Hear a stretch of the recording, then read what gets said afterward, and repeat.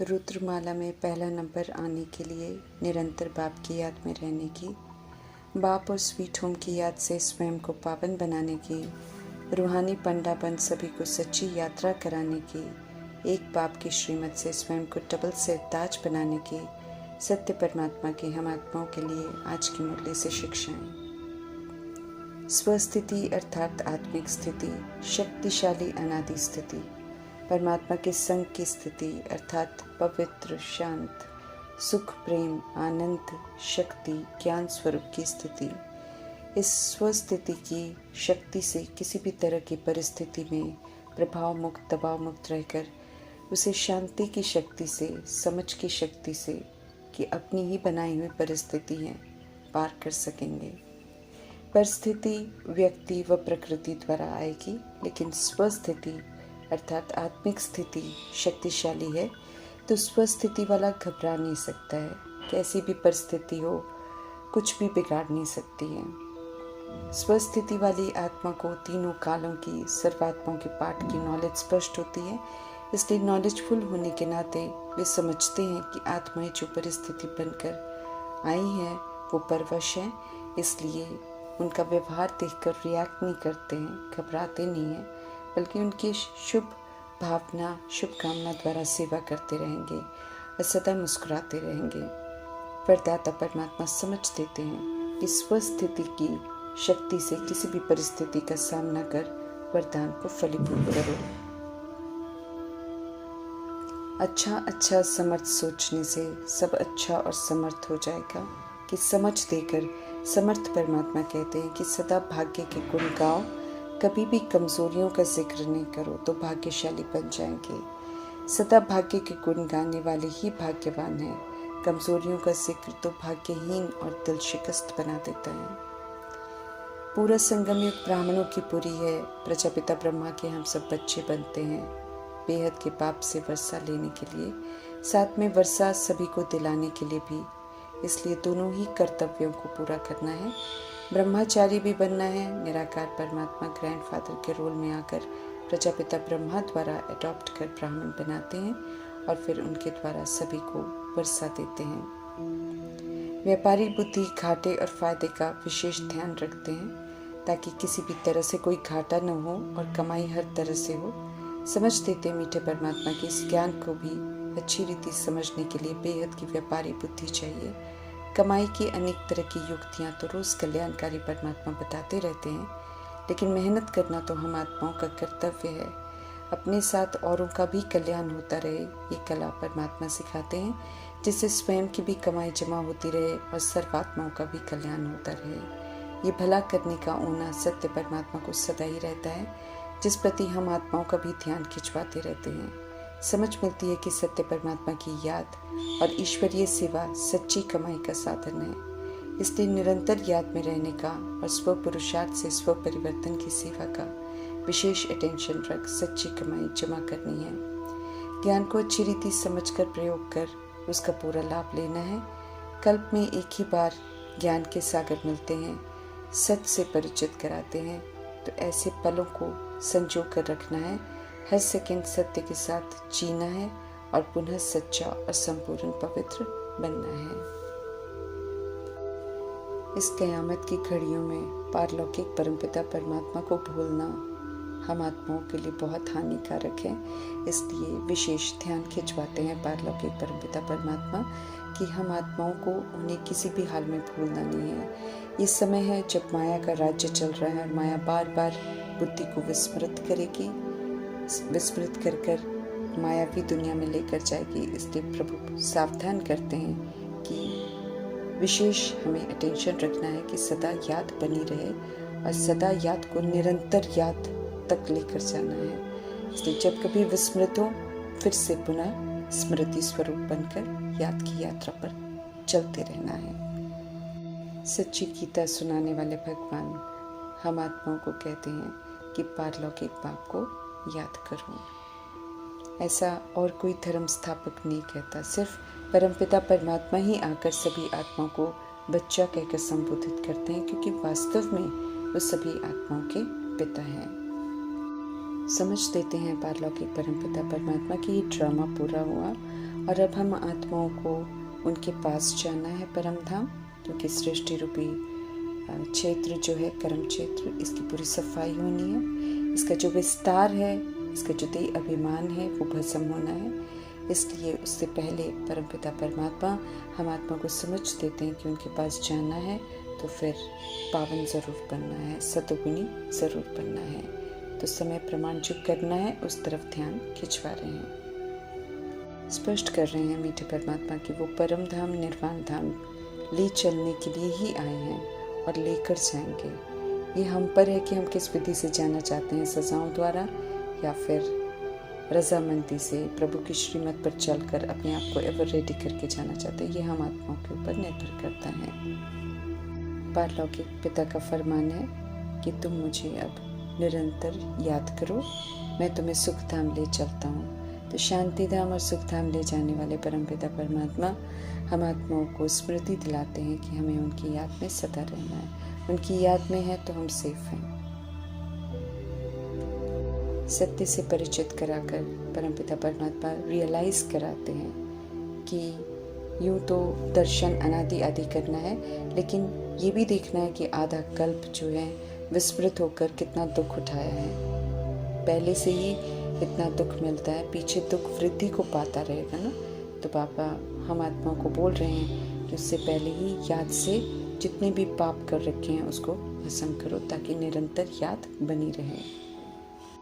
पारलौकिक पिता जिन्हें हम अज्ञानता में याद करते हैं दुख के समय में, वो दुख करता सुख करता पारलौकिक पिता ब्रह्मा मुख द्वारा हम आत्माओं को समझा रहे हैं। समझाने देकर ब्रह्मा मुख वंशावली ब्राह्मणों का कर्तव्य जो है उस पर भी विशेष ध्यान खिंचवाते कि सिर्फ ब्रह्मा मुख वंशावली ब्राह्मण कहलाना नहीं है, बल्कि ऊंचे से ऊंचे कर्तव्य को भी पूरा करना है।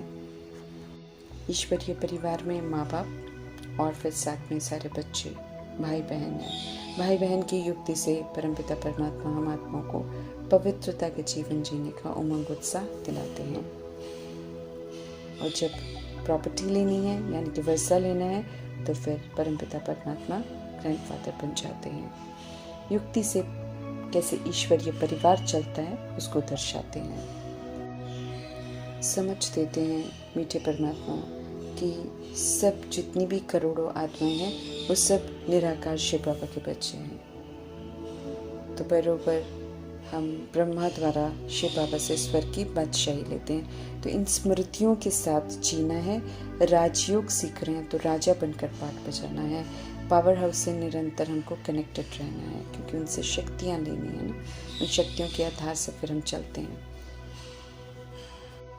जो भी ब्रह्मा मुख द्वारा हम आत्माओं को समझाते हैं मीठे परमात्मा, वही फिर हमें आत्माओं को अन्य आत्माओं को भी समझाना है और सूक्ष्म तरीके से समझाना, क्योंकि स्थूल रीति से आत्माओं में अब समझने की शक्ति नहीं है।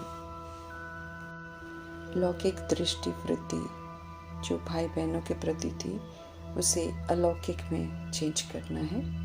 पारलौकिक बाप के हम सभी बच्चे हैं, इस बात का एहसास दिलाना है। और आत्माओं का बुद्धि का योग जो है परमपिता परमात्मा से लग जाए, ये सेवा जरूर करनी है। उमंग उत्साह बढ़ाते हुए पारलौकिक पिता हम आत्माओं को समझ देते हैं कि 5000 वर्ष पहले भी बुद्धि का योग लगाकर हम आत्माओं ने विक्रम विनाश करे थे। इस बार भी हम पुनः बुद्धि का योग परमपिता परमात्मा पावर हाउस से लगाकर अपने विकर्मों का विनाश कर सकते हैं। पाप हमारे जरूर भस्म हो जाएंगे, ये यकीन दिलाते हैं। बाप की याद जो है, पारलौकिक पिता परमात्मा की याद जो है, यही योग अग्नि का कार्य करेगी, यही शुद्धिकरण करेगी। तो सर्वशक्तिवान बाप की याद में रहने से हमको शक्ति मिलेगी। वो एक ही निराकार बाप है। इस ब्रह्मा मुख से वो हम आत्माओं को सुनाते हैं और यही हमें अन्य आत्माओं को भी संदेश देना है। सारी सृष्टि के आदि मध्य अंत की समझानी भी देते हैं, और जिससे भविष्य में चक्रवर्ती राजा रानी बन जाएंगे और निरंतर याद करने से फिर विक्रमाजीत भी बन जाएंगे। तो इस विधि से परमात्मा हम आत्माओं का ध्यान खिंचवाते हैं कि कैसे याद को तीव्र करके हम आत्माओं को जल्दी से जल्दी सारे पापों को भस्म कर खुद को फ्री करना है, विकर्माजीत बनना है। समझ मिलती है कि पारलौकिक पिता के साथ तो हर दिन सेलिब्रेशन है, हर दिन नवीनता है, लेकिन साथ साथ पारलौकिक पिता परमात्मा हम आत्माओं को शिव जयंती, होली, राखी, जन्माष्टमी, दिवाली, इन सभी उत्सवों का महत्व भी बताते हैं। वास्तव में ये जितने भी त्योहार हैं वो सारे सूक्ष्म विधि से चल रहे संगम युग के पुरुषार्थ को दर्शाते हैं। समझ देते हैं कि शिव जयंती जो है वो वास्तव में प्रभु का सृष्टि रूपी ड्रामा में आगमन का यादगार है। प्रभु यहाँ सृष्टि पर आते हैं और सारी सृष्टि को फिर से नया बनाते हैं। उनके आने से पवित्रता की खुशबू फैलती है और आत्माएं सहज ही अपनी बुराइयों का त्याग करती हैं। होली में परमपिता परमात्मा हम आत्माओं को पास्ट की बातों को समाप्त करके पवित्र रहने की समझ देते हैं।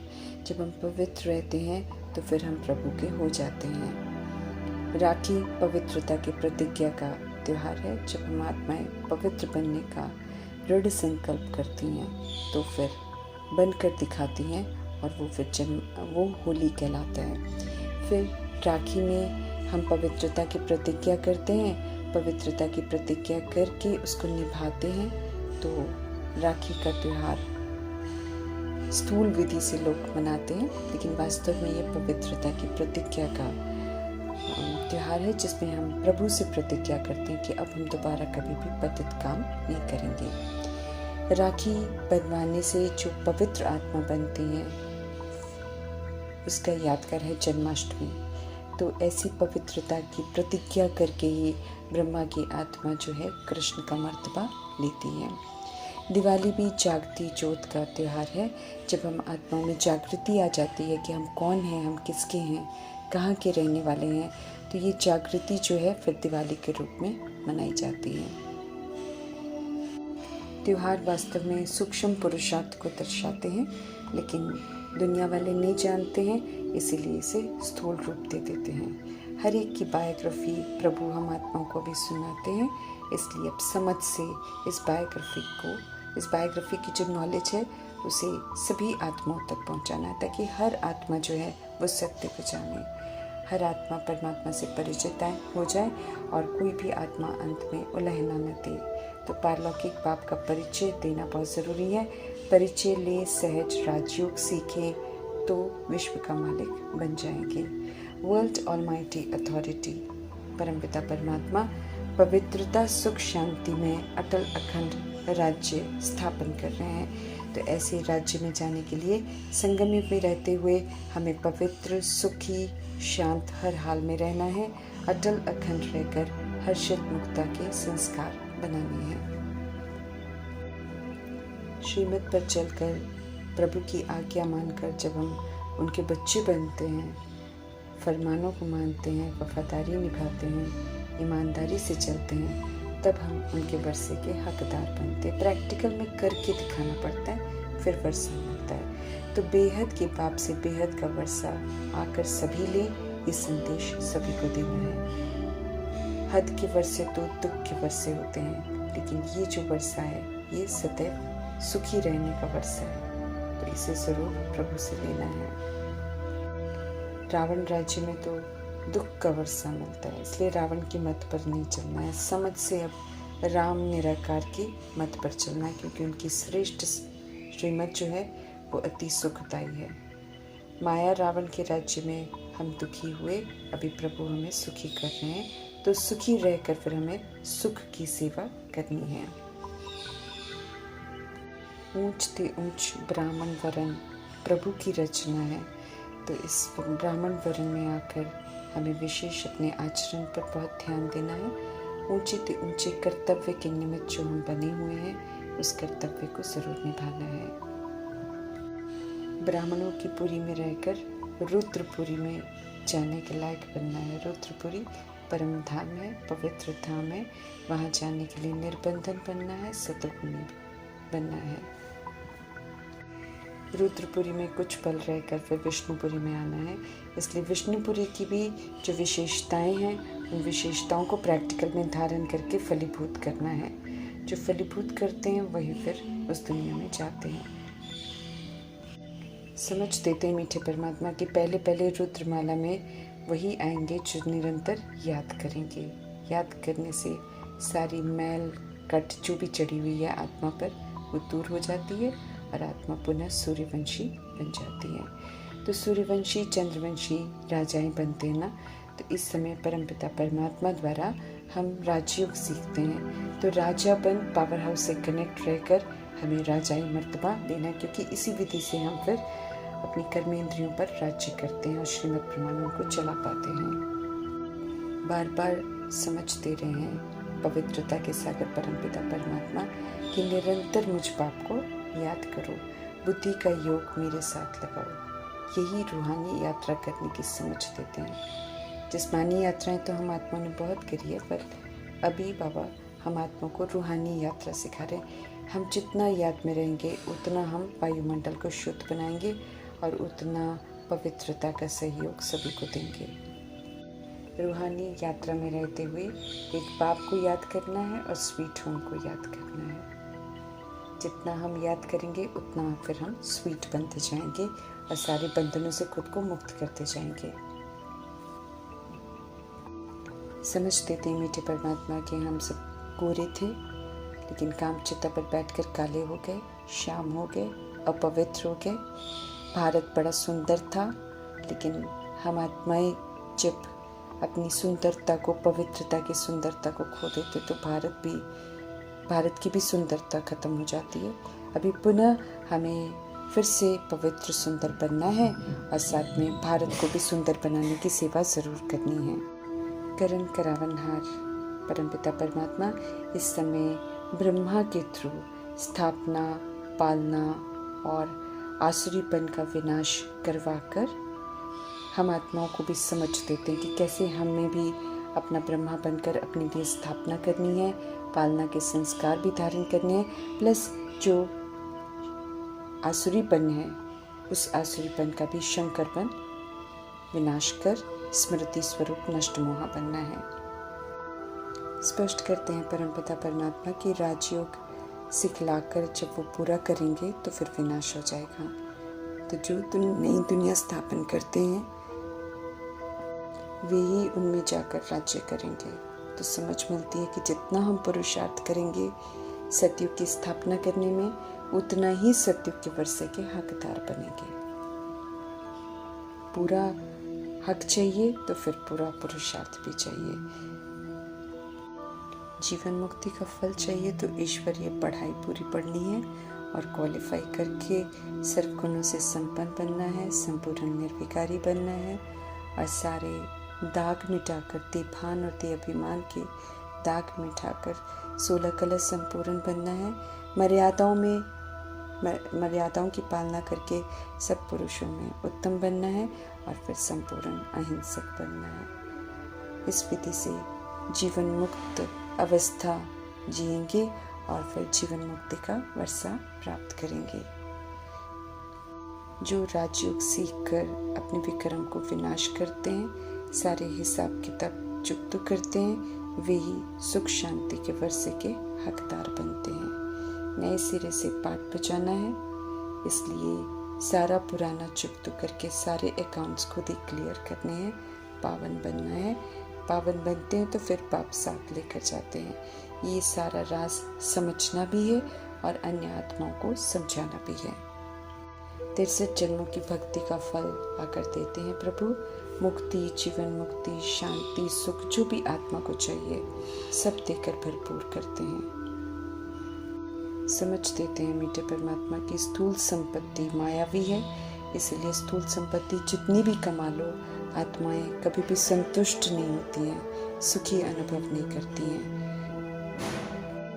पाप आत्माओं की ये दुनिया है, इसलिए संपत्ति को हासिल करने के लिए भी आत्माएं पाप ही करती हैं, तो वो पुण्य के खाते में जमा नहीं होता है। प्रभु आकर सच्ची कमाई कर कर पुण्य का खाता जमा करना सिखाते हैं। भक्ति मार्ग में हम गाते हैं कि हमारे में कोई गुण नहीं, आप तरस पे हुई, लेकिन समर्थ परमपिता परमात्मा हम आत्माओं को पुनः अपनी अनादि आदि स्मृतियाँ दिलाकर फिर से सर्वगुण संपन्न बनने का उमंग उत्साह दिलाते हैं। बिना यथार्थ समझ से प्रभु की उपासना से कोई प्राप्ति नहीं होती है। इसलिए जो भी करना है, प्रभु कहते हैं यथार्थ रीति समझ कर करना है। ऑक्यूपेशन को जानना है, फिर समझ से याद करना है। पूरी पहचान से याद करेंगे तो प्राप्तियां हैं, बिन पहचान से किया तो भक्ति मार्ग में हम दुर्गति में ही चले गए। अभी सदगति की वेला है, तो हर बात को यथार्थ जानना है। यथार्थ जान कर, मान कर, स्वीकार कर उस याद को फलीभूत करना है। सर्व संबंध प्रभु से बनाकर उसका रस जरूर लेना है। दिन प्रतिदिन मनुष्यों की मत तमो प्रधान मत होती जा रही है, इसलिए हमें किसी भी तमो प्रधान मत के प्रभाव में नहीं आना है। जो सत्य परमपिता परमात्मा हम आत्माओं को समझ देते हैं, उसी सत्य के आधार पर चलना है। समझ मिली है कि परमात्मा सर्वव्यापी नहीं है, वो तो ऊंचती ऊंच है, पतित पावन है, नाम रूप से न्यारी नहीं है, और वो पत्थर भीतर में नहीं है। ऐसी धर्म ग्लानि जो कर रखी है, उस धर्म ग्लानि का पर्दा जो है वो हटाना है। हर आत्मा को सत्य से परिचित जरूर कराना है। जो कुछ पास्ट हुआ सब ड्रामा है, वो फिर भी होगा। भूल ग्लानि पिछाड़ी ग्लानि करते रहते हैं, परंतु अब वो ग्लानि नहीं करनी है। बाप का परिचय सभी को देना है और सभी को प्रभु से जोड़ना है। हर आत्मा परमात्मा से जुड़ जाए, हर आत्मा परमात्मा से जुड़कर फिर अपना वर्षा ले। ये शुभ आश सदा रखनी है और संदेश सब तक